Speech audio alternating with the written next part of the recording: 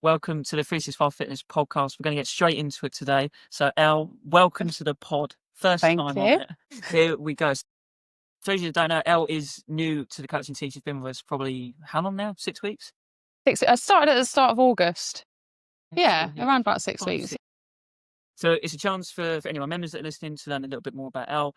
But we're going to sort of tap into her background, how she trains, the things that she gets up to, and sort of life before she was a coach here. So tell us a bit about yourself. So I'm Elle. I have done sport my whole life. Grew up sort of with it. Really lucky to have sporty parents.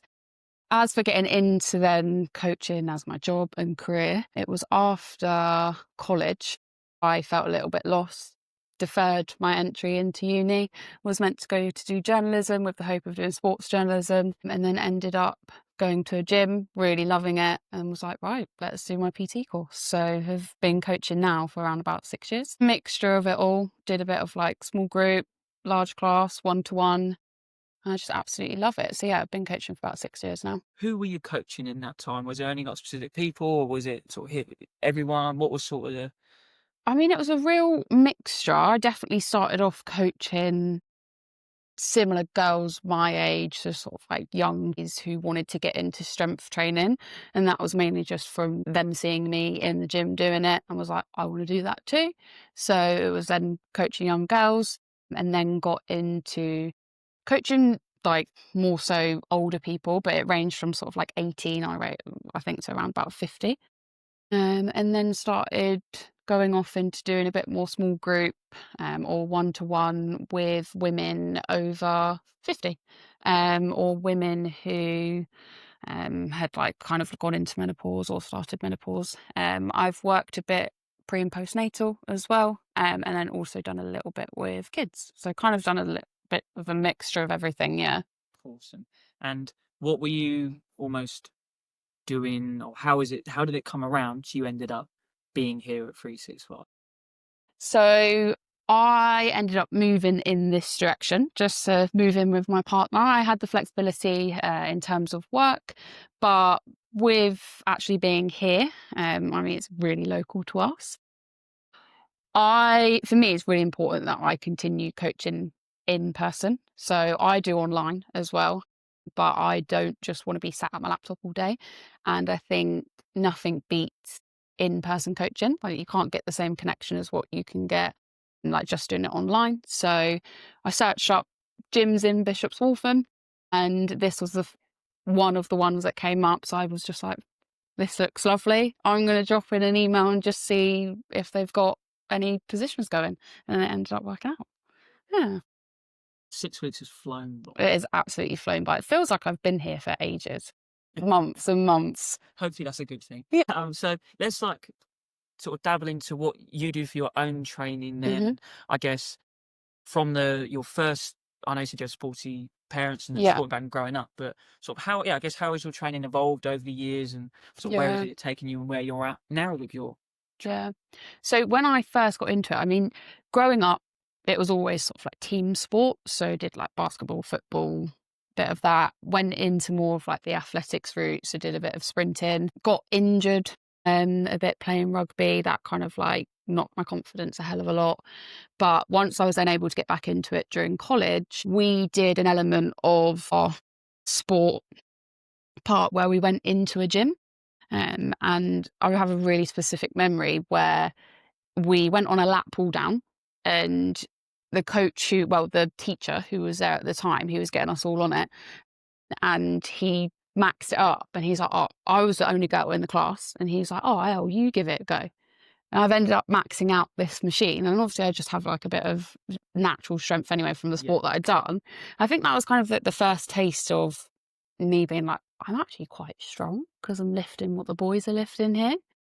So that then led into, I guess, me thinking about going to the gym. But I just started off with joining a commercial gym, had no idea what I was doing, followed a load of people on Instagram who kind of drilled into me that I needed to be as small as possible. So it really was about going into the gym and trying to like be as small as possible. Didn't have a clue what I was doing with eating. Ended up I think, losing about 10 kilo because I just was so uneducated with it. And then luckily, one of the guys who worked that gym was like, hey, like, this isn't really how you do it. He guided me in the direction of strength training. So I started doing what we would call leg days. Load of leg days. Didn't really like the idea of training my upper body to begin with because I was like, I don't want to be huge up top. But was like, oh, I'll build my bum. So just started doing a load of leg days, a load of cardio, but still had a bit of kind of what I would say a bad relationship with training and food. And that kind of progressed for the first year or two whilst training. But it really was just going into a commercial gym, lifting, going on the machines, not really knowing much. And then I ended up joining a CrossFit box or seeing CrossFit online and being like, what is this? I must get into this. And it ended up actually being all right because I'd just done a load of strength training before. So then went into like large group sessions, did a load of classes, really enjoyed that. And then, I don't know, we ended up at this point where I then was like, okay, I'm quite strong at Olympic weightlifting. And then I ended up getting scouted as such for British weightlifting. And they were like, right, you look strong. We think you have potential in the sport. Got invited to Nottingham. And then for the last year and a half, they've guided me through being able to do Olympic weightlifting. So anyone that doesn't know what Olympic weightlifting is, because I'm sure a lot of people Yeah. know what that is. What is it? So, I mean, essentially it's two movements. So you have snatch, which is like the barbell's on the floor, and then you get the barbell to overhead in one movement. And then it's clean and jerk, which is the barbell goes from the floor to overhead, but it has two movements. So you'd get the barbell up to your shoulders and then you'd press it overhead. So the whole sport is centered around two movements, but it's so much more than that because you have to have your elements of, you know, being able to squat a lot, being able to pull a lot. And I still do a little bit of CrossFit as well because I want my fitness to stay where it is as best as I can as well. But really for me now, it's about trying to lift as much as possible in the best and safest way possible too. I guess those two movements, for a lot of people, they're probably never going to go down there. Yeah. But like I mentioned, you've got a squat, there's a deadlift, there's a press, there's Mm. all of the things, I guess, which are the fundamentals of day-to-day life. Yeah. Which probably transfers to the average Joe of actually when you're then coaching them, the expertise and like you're saying, the level that you're doing it at means you can take someone off the street and probably guide them to a decent way of being able to move their body, I suppose. Yeah, the base of training throughout any sport like remains the same pretty much. Like you need to be strong within your foundations and your fundamentals in order then to be able to do, I guess, what some people might consider cool or different movements such as Olympic weightlifting. But even those at the top of that sport are still doing a squat, a deadlift, a pull, things like that. Yeah. And then I guess that translates in a way. So again, for the listeners that will have, we need to be great at the basics. And, Yeah, and exactly. with that, it is, are you getting your steps in every single day? Are you exercising 2-3 times a week? Are you eating like the right kinds of? And I think it gets overlooked that ultimately, if you aren't doing the basics, there's no point trying to supplement with the next best thing or try the latest fad if we're not doing those things right. So if anyone that's not doing the basics, go and do the basics first and you'll probably get a result with it, as a result. So I'd say when we talked about this sort of off camera, you're not typically normal for, I guess, a female. Yeah. For your age, for what you do for your training, but why is strength training so important? So I think growing up, I had really sporty parents. I was quite lucky that my parents were able to move and do like a lot of physical activity with us. So when we went for days out and things like that, it was, right, we're going to go for a bike ride or we're going to go for a long walk or, you know, we might go rock climbing. And I didn't realise how much of a privilege it was to have parents who did move in their body because it just, I don't know, it made for us have a really good upbringing in childhood. So I grew up with sporty parents, so it almost seemed natural for me to then continue with that sport. So I did a lot of team sport growing up because it was really encouraged by them. And then as I got older and I got into coaching myself, especially with coaching younger people to begin with, you kind of realise that actually, if it's not been instilled into you, it doesn't come naturally, that you should actually try and get stronger, because you don't realise how much it actually helped you throughout life. And although my parents didn't specifically lift to begin with, it's something that they both have done now and have now got into. And my mum ended up coming to a couple of classes that I taught, and she absolutely loves strength training now, and she sees the benefit, especially where she's had like a lot of pain and stuff and injuries in the past from not moving at certain points, or having prolonged periods or years of not moving.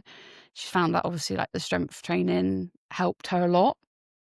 I feel like I've gone off on a tangent with the actual aim of the Did question. you say, almost talking on her behalf, what Yeah. what are the benefits of her doing those strength work? Being able to move without pain, finding that daily tasks are a hell of a lot easier, trying to, I guess, like bridge the gap between what you do in your everyday to then what you do in the gym as well. So how you pick things up off the floor, or how you get up out of the chair. And although, you know, she's not really old, but if she continues at the rate that she is, she'll be in a much better position later on in life to then, you know, she's going to be able to hopefully stand up off of the sofa for decades to come still, despite the fact she's mid-50s at the moment.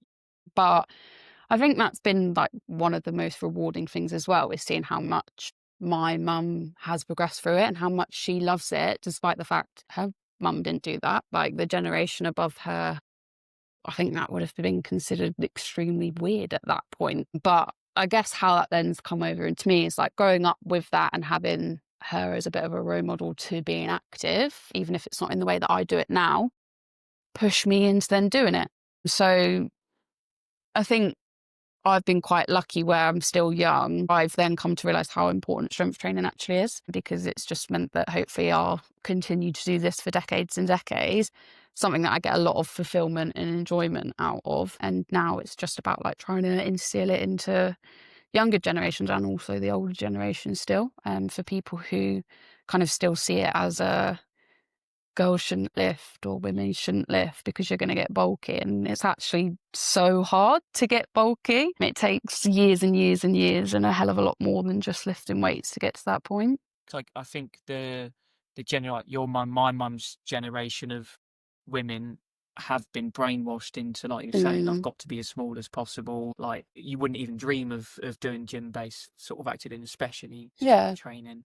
And we also know all of the things around with women getting on the scales, but that's a discussion for another day. But that generation, I suppose, are slowly coming round to the idea that actually, yes, strength training and lifting weights is a benefit to them, and there is thousands of benefits towards it. What would you say? So if someone's listening, like they know that they probably should be doing a bit of strength training, but like, where on earth do they start? How would somebody that has potentially not had that sort of sporty background going up, what would you say to them sort of straight away of how to get started?